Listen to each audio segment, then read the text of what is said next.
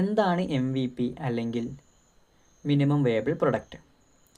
ഒരു പ്രൊഡക്റ്റിൻ്റെ important features മാത്രം ഇൻക്ലൂഡാക്കി build ചെയ്യുന്ന ഒരു സിമ്പിൾ യൂസബിൾ വേർഷനെ പറയുന്ന പേരാണ് ആ പ്രൊഡക്റ്റിൻ്റെ MVP.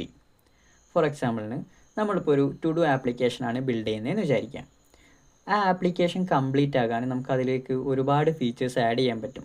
അതായത് നോർമലി ഉണ്ടാകുന്ന ടാസ്ക് ആഡ് ചെയ്യുക, എഡിറ്റ് ചെയ്യുക, ഡിലീറ്റ് ചെയ്യുക. ഇതല്ലാതെ നമുക്ക് കാറ്റഗറി ബേസ് ചെയ്തിട്ടുള്ള ടാസ്ക് ക്രിയേഷൻ ഒരു ഫീച്ചറായിട്ട് കൊടുക്കാം. ഡ്യൂ ഡേറ്റ്സ് ആഡ് ചെയ്യാൻ പറ്റും, റിമൈൻഡേഴ്സ് കൊടുക്കാം, അതുപോലെ തന്നെ ക്ലൗഡ് സിങ്ക് നമുക്കൊരു ഓപ്ഷനായി കൊടുക്കാം.